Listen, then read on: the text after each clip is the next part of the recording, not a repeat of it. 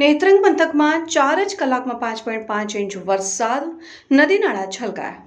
ભરૂચના નેત્રંગ પંથકમાં માત્ર 4 જ કલાકમાં 5.5 ઇંચ વરસાદ વરસતા જળબંબાકારની પરિસ્થિતિનું નિર્માણ થયું છે।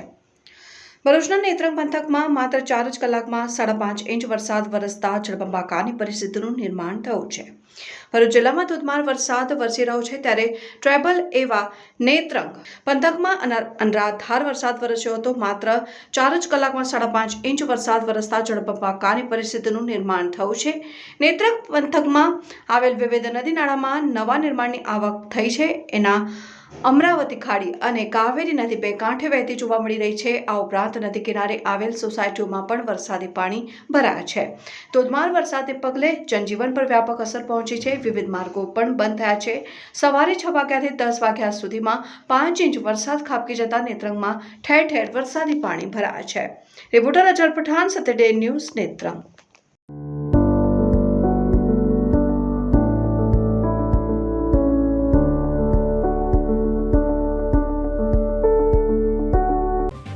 જો તમે આ વિડીયો ફેસબુક પર જોઈ રહ્યા છો તો લાઈક અને ફોલો કરો અને યુટ્યુબ પર જોઈ રહ્યા છો તો અમારી ચેનલને સબસ્ક્રાઇબ કરો।